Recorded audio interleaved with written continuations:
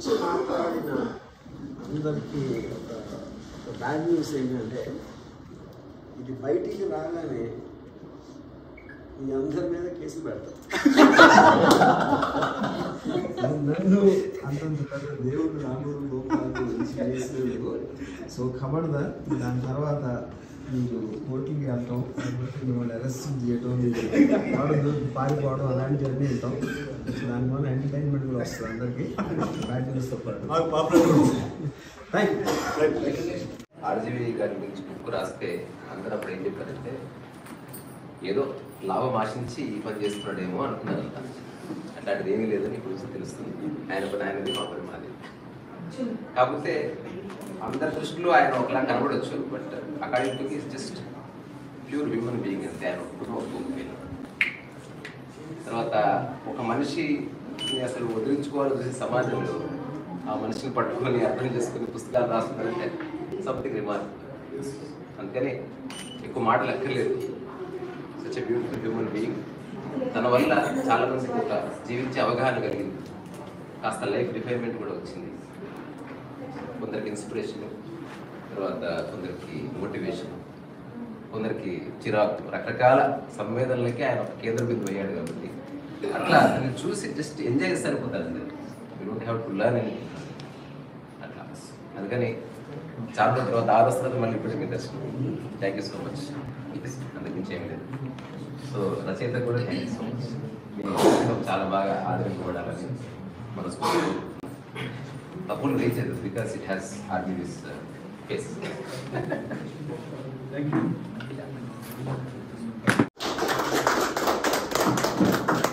వేమన, గురజాడ, వీరేశలింగం, చలం, కవిచౌక రాత చదవటమే కానీ చూసిన రోజులు లేదు. కానీ వారి మస్తిష్కాలను తన మస్తిష్కంతో సమన్వయం చేసిన పంచముఖాల పండితుడు మా వర్మ. ప్రేమకు ఇష్టానికి తేడా తెలియని వెర్రితనం, కామానికి ప్రేమకు తేడా తెలియని మొరటుతనం, కామం ప్రేమ ఇష్టంతో సంబంధం లేని పైశాచికత్వం అన్నిటినీ పక్కన పెట్టి శృంగారం అంటే ఒక నచ్చిన పని అని శృంగారంకు అక్షర అర్థ సహాయం చేసిన వాత్సాయుడు మా వర్మ.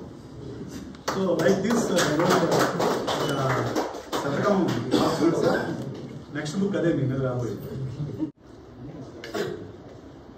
ఇక్కడికి వచ్చి మాట్లాడిన అందరికీ ఒక బ్యాడ్ న్యూస్ ఏంటంటే ఇది బయటికి రాగానే మీ అందరి మీద కేసు పెడతారు. నన్ను అంతంత పెద్ద దేవుడు రాముడు గోపాలు సో ఖబర్దార్. దాని తర్వాత మీరు కోర్టుకి వెళ్తాం, మిమ్మల్ని అరెస్ట్ చేయటం, పారిపోవడం అలాంటివన్నీ ఉంటాం. దానివల్ల ఎంటర్టైన్మెంట్ కూడా వస్తుంది అందరికీ, బ్యాడ్ న్యూస్తో పాటు. Thank you.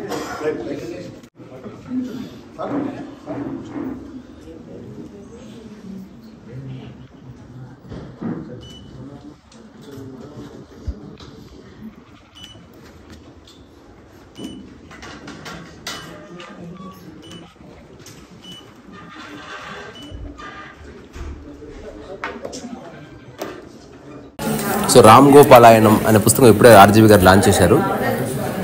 లాస్ట్ టైమే కలిసాం. అది రాసింది ప్రకాష్. సో ప్రకాష్, జస్ట్ క్లుప్తంగా నువ్వు చెప్పు ఒక నిమిషం పాటు. ఎందుకు రాసావు, ఎందుకు రాయాలనిపించింది? పబ్లిసిటీ కోసమా, ఫేమస్ కావాలన్నా, లేకపోతే నీ రచనా వ్యాసంగాన్ని ఆవిష్కరించుకోవడానికా, లేకపోతే నీకేదో అర్థమే రాసావా? What is it? ఖచ్చితంగా అయితే ఓకే, ఖచ్చితంగా అయితే పబ్లిసిటీ కోసం అయితే కాదండి. ఎందుకు రాశానంటే ఆర్జీవి గారి యొక్క థాట్ ప్రాసెస్ నన్ను అంటే ఇందులో ఒక టైటిల్ కూడా పెట్టాను. నా ఆలోచనల ఉషోద్యంలో ఆజ్యం పోసిన తత్వపు తుఫాను అని పెట్టాను. అంటే ఎప్పుడెప్పుడైతే నేను ఆలోచించడం మొదలుపెట్టానో, లేదంటే ఆలోచించడం మొదలుపెట్టిన సందర్భాలు, ప్రపంచం గురించో లేదంటే జీవితం గురించో అంతో ఇంతో నేర్చుకుంటున్న సందర్భంలో మరింతగా నేర్చుకోవడానికి ఆర్జీవి గారు ఉపయోగపడ్డారు. విచిత్రం ఏంటంటే మొదట్లో ఆర్జీవి గారిని నేను పెద్దగా అభిమానించేవాడిని కూడా కాదు. కానీ తెలియకుండానే ఈ యొక్క ప్రభావం అనేది జరిగింది. అది ఎలా అంటే అదే ప్రశ్నించే తత్వం కావచ్చు, లేదంటే తార్కికంగా ఆలోచించడం కావచ్చు, అవతల వాళ్ళకి రెస్పెక్ట్ ఇమ్మని చెప్పడం కావచ్చు. అంటే రామోయిజంలో ఉన్నటువంటి ఏ ఎపిసోడ్ గురించి అయినా సరే కోపంగా ఉండకపోవడం కావచ్చు, ప్రతిదాన్ని నిక్కచ్చిగా నిజాయితీతో ఎవరేమనుకున్నా పట్టించుకోకుండా తనదనే శైలిలో బ్రతికేటువంటి ఒక తత్వం కావచ్చు, ఇవన్నీ కూడా ఆర్జీవి సార్ ద్వారా నేర్చుకున్నప్పుడు నాకు స్వతహాగా కవిత్వాలు రాసే అలవాటు ఉంది. చిన్న చిన్న కవిత్వాలు రాసుకుంటూ ఉంటాను. సో అంటే పాలిటిక్స్ మీద రాశాను, జనసేన పార్టీ మీద రాశాను, ఇలా రకరకాల మీద రాస్తున్నప్పుడు ఆర్జీవి సార్ మీద రాద్దామని నాకు ఆలోచన కలిగింది. అప్పుడే వర్మగాడు కర్మగాడు అంటే కర్మ కాదు, తెలంగాణలో గాదురాబాయి అంటారు, అంటే గాదు అంటే కాదు అని చెప్పడం, అలా కర్మ కాదు అని చెప్పడంలో భాగంగా ఒక ట్యూన్ లాగా రాస్తే అది పొయిటరీ అయ్యింది. సో అప్పుడు పుస్తకం రాయాలనే ఆలోచన అప్పుడు మొదలైంది. మనకు పొయిటరీ పెరిగిపోతుంది, ఇది పాటగా పనికిరాదు, పుస్తకం రాద్దాము. ఎందుకు పుస్తకం రాశాను అంటే నేను ఆర్జీవి గారి గురించి కానీ నా స్నేహితుల దగ్గర కావచ్చు, బంధువుల దగ్గర కావచ్చు, ఫ్రెండ్స్ ఇతరత్ర మాధ్యమాలలో కావచ్చు, ఏవేవైతే డిస్కస్ చేస్తూ ఉంటానో వాటిని ఆ పాజిటివ్ థాట్ని ఇంప్లిమెంట్ చేయాలన్న ఉద్దేశంతో నేను పుస్తకం రాసేద్దాం అనేటువంటి ఆలోచన వచ్చింది. నేను రాసిన రోజు ఒకటే ఆలోచించా, ఈ బుక్ వల్ల నాకు ₹1 రాకపోయినా పర్వాలేదు, నేను ఒక అనుకున్న పని చేశాను, ఒక ఈవెంట్ చేశాను, దానికి ఖర్చు అయినట్టుగానే దీనికి కూడా ఖర్చు అయింది అనుకుంటాను. ఇక పబ్లిసిటీ అంటావా, పబ్లిసిటీ కోసం నేను రాయలేదు, రాసిన తర్వాత పబ్లిసిటీ వస్తే అది బోనస్ అనుకుంటాను. అంటే యన్నమూరి గారు ఒక మాట చెప్తారు, ఆడటం ఆనందం, గెలుపు బోనస్, చదువుకోవటం ఆనందం, మార్కులు బోనస్. అలానే పుస్తకం రాయడం ఆనందం, రిలీజ్ చేయడం ఆనందం, పబ్లిసిటీ అనేది బోనస్. సో నేను ఇప్పుడు బోనస్ గురించి ఆలోచించలేదు, జర్నీ గురించి ఆలోచించాను. ఈ యొక్క థాట్ ప్రాసెస్ని చెప్పాలి, చాలామందికి అర్థం కానటువంటి ఒక విషయాన్ని మనం మనదైన స్థాయిలో చెప్పాలి. ఆ చెప్పే ప్రాసెస్ పాటగా కంటే బుక్గా బాగుంటుంది అని ఆలోచించి నేను పుస్తకం రాయడం అనేది మొదలుపెట్టాను. ఎంత టైం పట్టింది రాయడానికి? ఒక టైం ఫ్రేమ్ లో రాసేవా లేకపోతే? అంటే ఒక టైం ఫ్రేమ్ అని పెట్టుకోలేదు. నేను సాఫ్ట్వేర్ జాబ్ చేసుకుంటూ ఉన్నాను కాబట్టి ఖాళీ దొరికినప్పుడు అప్పుడప్పుడు కీ పాయింట్స్ నోట్ చేసుకొని ఆ కీ పాయింట్స్ని మళ్ళీ సెంటెన్స్ ఫార్మేషన్ చేసుకొని దాన్ని ఒక చాప్టర్ లాగా చేసుకుంటూ ఉంటే, అంటే రోజుకు 1 గంట, వారానికి ఒక అర్ధ గంట, లేదంటే నెలకు ఒకసారో, లేదంటే వరుసగా వారం రోజుల పాటు ఒక 4 గంటలో అలా అనుకుంటే గత ఒక 1 year పాటు పట్టుండొచ్చు. Okay, 1 year. సో మరి దీనికి ఇది రామాయణం కాదని ఎందుకు పెట్టావు? ఇంతకుముందు పురాణాలు ఎందుకు లాగామని అడిగితే ఏం చెప్తా? ఓకే, ఇక్కడ పురాణాలను లాగడం కాదు, రామ్ గోపాలాయనం రామాయణం అంటే సిమిలర్ రైమింగ్ ఉంది, కన్ఫ్యూజ్ అవ్వకండి. అందులోనూ ఇది రామ్ గోపాలాయనం అనుకుంటానే రామాయణం లాగా ఉంటుందని కూడా అనుకోకండి. ఇది కాకుండా పారాయణం అనొచ్చు కదా. చెప్తున్నా ఎందుకంటే నేను ఇంత ముందుకు చెప్పినట్టు ఆర్జీవి గారి యొక్క ఆలోచన విధానం వేరే ఉండొచ్చు, శ్రీరాముని యొక్క ఆలోచన విధానం వేరే ఉండొచ్చు, కానీ ప్లాట్ పాయింట్స్ సేమ్. అంటే ఇద్దరు క్షత్రియ వంశానికి సంబంధించిన వాళ్ళు, ఇద్దరు తండ్రి మాట కోసం ఒకరు అడవిలోకి వెళ్తే ఆర్జీవి గారు చదువుకోవడానికి సిద్ధార్థ ఇంజనీరింగ్ కాలేజ్కి వెళ్ళారు.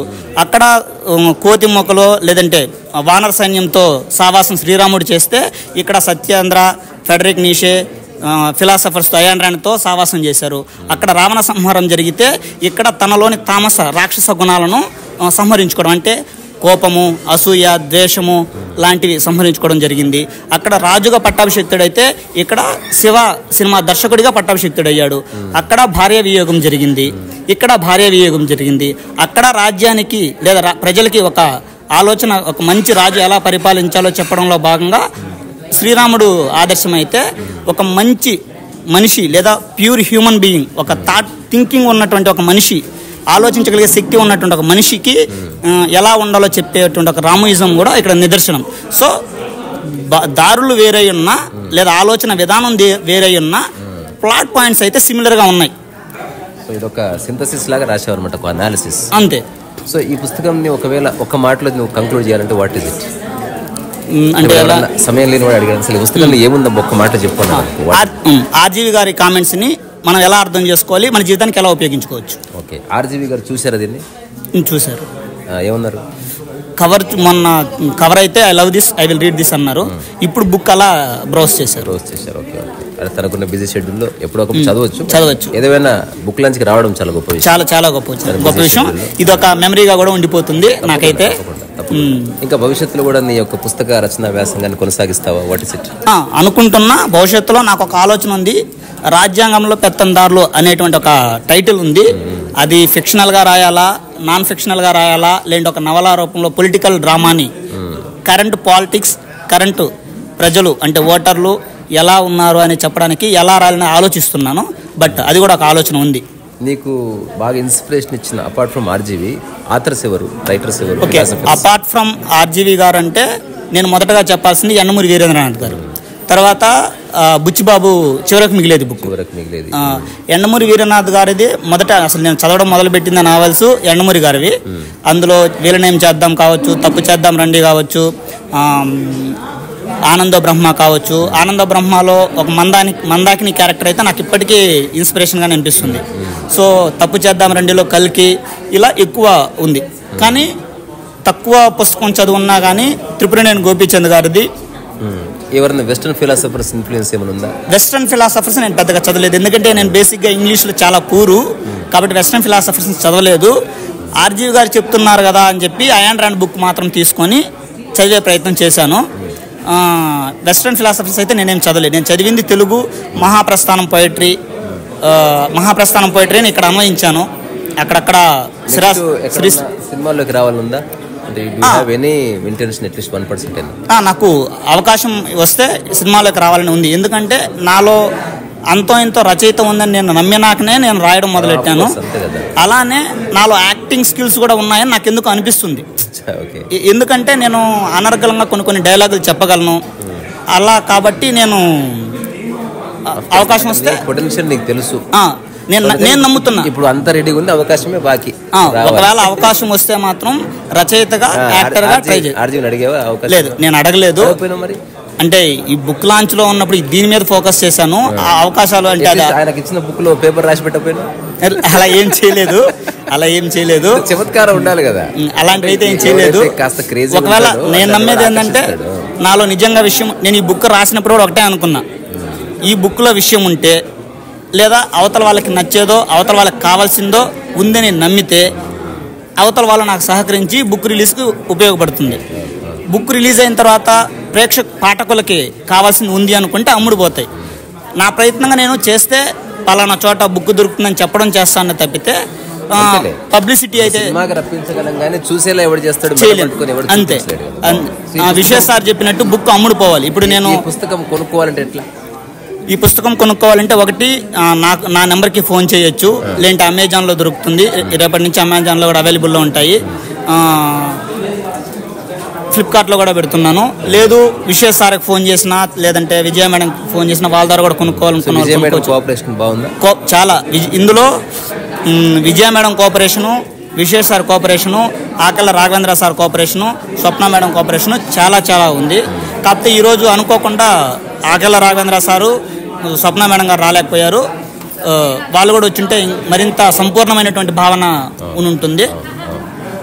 నేనైతే వద్దాం అనుకున్నాను, వచ్చాను. సంతోషం, మీరు వచ్చినందుకు కూడా చాలా సంతోషం. ధన్యవాదాలు. So I wish you all the best. Okay, keep writing. Definitely. సరేనా? సరే, విశ్వేష్ గారి దగ్గరికి వెళ్ళి ఆయన ముఖతో ఒక మాట విందాం. కంటిన్యూ. విశ్వేష్ గారు ఈ పుస్తకం గురించి ఒక్క మాట చెప్పండి చాలు. ఊరికే మా దాంట్లో ఇక్కడ కూర్చొని చెప్పండి. అట్లాగే అక్కడ చెప్తాం, బాగుంది కదా ఇక్కడ. రండి అట్లేదు, రండి. ఆ ప్లేట్ తీయచ్చు పెట్టు. ప్రకాష్ రా. సో విశ్వేష్ గారు ప్రముఖ సైకాలజిస్టు అండ్ తన గురించి తెలుసుకోవాలంటే మీరు సోషల్ మీడియా నెట్వర్కింగ్ సైట్లో దొరికిపోతుంది. బట్ ఈ పుస్తకం గురించి చెప్పండి, ఎందుకంటే నా పుస్తకానికి వచ్చారు. అట్లా మీ పుస్తకము నాకు బాగా నచ్చిన పుస్తకం. మీరు ఉన్నాడు కాదు, చాలాసార్లు చెప్పారు. అంటే maybe the linking point is philosophy, our love towards philosophy. As you mention in your book, Osho, Nietzsche ఇటువంటి మెన్షన్ చేశారు కాబట్టి బహుశా నాకు వెంటనే కనెక్ట్ అయ్యింది. ఇందులో ఈ రామ్ గోపాల్ అని నాకు నచ్చింది ఏంటంటే, ఒక తిరుపతి పక్కన పల్లెటూరులో పుట్టిన ఒక కుర్రాడు అసలు రామ్ గోపాలం అనే ఒక వ్యక్తి యొక్క ఆలోచనకి ప్రభావితమై దాన్ని అర్థం చేసుకొని దాన్ని తనదైన కోణంలో వివరించాలనే ప్రయత్నం చేయడమే గొప్ప విషయం. పుస్తకం ఎలా ఉందని పక్కన పెట్టేసిండి. అసలు ముందు అసలు ఒక ఆలోచనని వివరించాలి, నాకు ఇలా అర్థమైంది, మీరు అర్థం చేసుకోండి అని చెప్పాలని ప్రయత్నం చేయడమే గొప్ప విషయం. అండ్ నాకు ఈ పుస్తకం నచ్చింది ఏంటంటే భాష నచ్చింది. అంటే పెద్ద పదాలు, పెద్ద విశ్లేషణలు, సిద్ధాంతాలు, రాద్ధాంతాలు ఏం లేవు. చాలా సింపుల్గా తేలికైన పరిభాష, తేలికైన పరిభాష కూడా తేలికైన భాష, తేలికైన పదాలతో. సో ఇది రామ్ గోపాల్ అంటే ఇది అనే విషయాన్ని తను చెప్పాడు. నా అభిప్రాయం మేరకు ఈ పుస్తకాన్ని అమ్మకుండా అమ్ముడుపోతుందని నా ఉద్దేశం. బాగుంది, ఈ మాట బాగుంది. సో పుస్తకాన్ని అమ్మాల్సిన అవసరం లేదు, అమ్ముడు పోవాలి. అవును, దాంట్లో ఆకర్షించే లక్షణం ఉంటుంది. అక్షరం ఆకర్షించాలి. అక్షరం సరే, దానికి కొంత ప్రాపగండా, పబ్లిసిటీ ఇవన్నీ లాగు తోడైతే, అందుకే వర్మ వచ్చారు, అందుకే ఇక్కడ చేస్తున్నాం. ఎంతో కొంత ఊతం దొరుకుతుంది. బట్ అది ఓకే, ఎందుకంటే ఈ మధ్యకాలంలో ప్రచారం ఎక్కువైంది, పస తక్కువైంది. పుస్తకాల విషయం అవును పుస్తకాల విషయం ప్రచారం ఎక్కువైంది, పస తక్కువైంది. నేను చూశాను కొన్ని అలాంటి పుస్తకాలు కూడా చూశాను. So but this book is not like that. దాంట్లో విషయం ఉంది, సో సింపుల్ పదాల్లో ఉంది. సో అందరూ అమెజాన్లో దొరుకుతుంది. సో అమెజాన్లో అందుకని విశేష్ గారు చెప్పినట్టు ఈ పుస్తకం అమ్ముడు కాకుండానే అమ్ముడయ్యే లక్షణాలు ఉన్న పుస్తకం అంటున్నాడు కాబట్టి అది it's very good compliment Prakash. So Ram Gopal ఆయనం అనే పుస్తకాన్ని తప్పకుండా చదవండి. కంటికి మంచిది, ఒంటికి మంచిది, మెదడుకు మంచిది. రెండోది పొయ్యిలోపు ఏదో ఒకటి చేయాలి కదా. ఇది రాసింది అదే. ఇది రామ్ గోపాల్ అని తెలుసుకోవడం కూడా చదవద్దు, అసలు వద్దు. రామ్ గోపాల్ గురించి అందరూ చెప్పారు ఆల్రెడీ, ఎంతో కొంత తెలుసు. సోషల్ మీడియాలో ఆయన రెగ్యులర్ గా ఉంటాడు, అది తెలుసు మనకి. ఈ పుస్తకం చదివితే దానికంటే మీ గురించి మీకు తెలుస్తుంది. సో మీ గురించి, మీ జీవితాన్ని మీరు ఇంకొంచెం బెటర్గా అర్థం చేసుకోగలరు. మీ ఆలోచన ఇంకొంచెం విస్తరిస్తుంది, దానికోసం చదవాలి అంతే. సో ఇది పుస్తకం ఎక్కడ దొరుకుతుందో ఆల్రెడీ రచయిత చెప్పాడు ప్రకాష్. అందుకని ఆ విధంగా ప్రొసీడ్ అయిపోయి మీ కాపీ మీరు తెప్పించేసుకోండి, చదువుకోండి. సో మీ సమయం ఇచ్చినందుకు చాలా thank you so much. See you tomorrow again. రీసా రసోవైసా. బాయ్.